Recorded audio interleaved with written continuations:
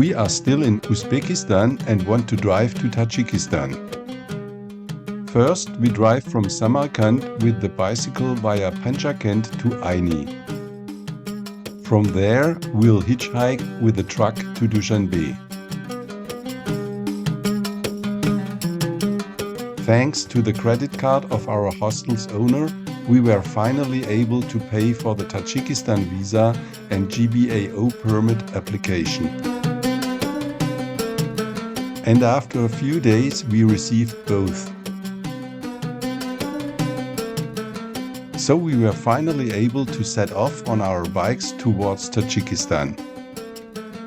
We say goodbye to Samarkand and especially to the Registan.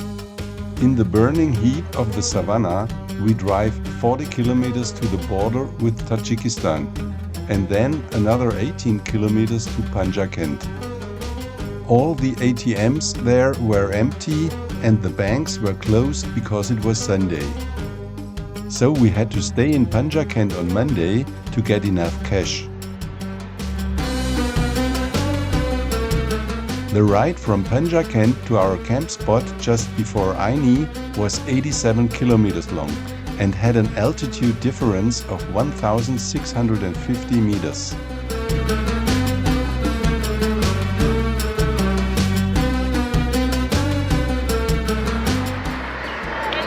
Hello.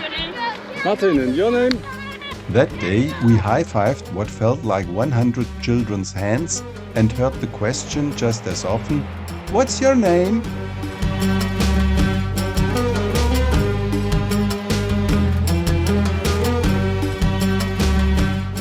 After more than 7 hours driving in the heat, exhausted and hungry, we pitched our tent in the garden of a former hotel and had this impressive view.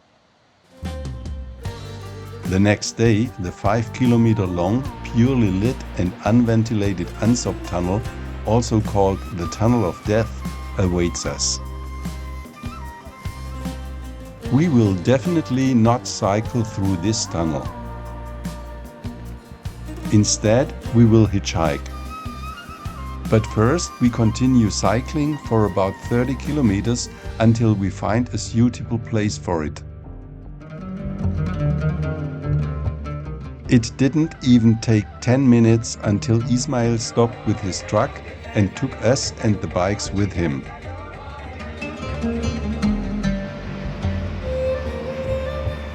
However, he was only allowed to drive his truck through the tunnel after 7 p.m. Until then we had lunch, followed by a nap at the Safarjan restaurant.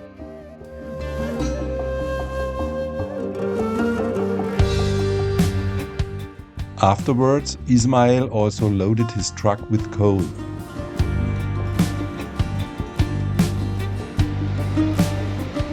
For our conversation with Ismail, we used hands, feet and Google Translator.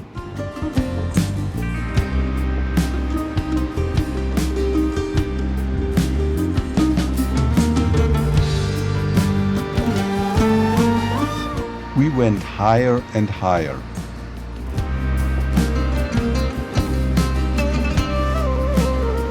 Ismail is really a funny guy and super proud of his Mercedes truck. The biggest thing for him is to overtake the slower Russian Kamaz trucks. Finally, we reached the Ansop tunnel at an altitude of 2,700 meters. Smog and hardly any lighting ensure poor visibility and bad air.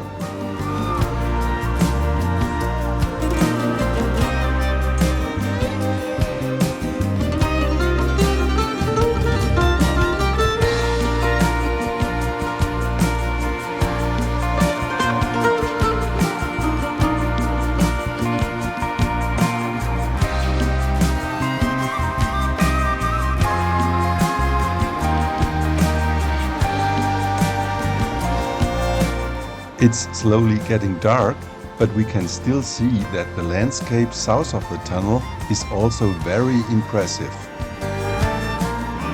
Hello. I love you.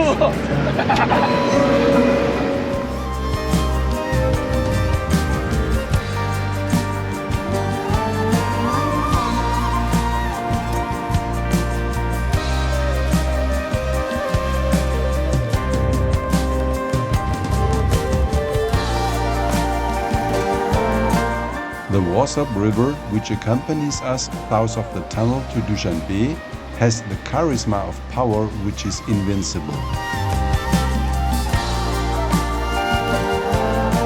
When we wanted to give Ismail some money at the end of the trip, he was mortally offended and refused it totally. We arrived in Dushanbe at the Greenhouse Hostel late in the evening at around 11 p.m.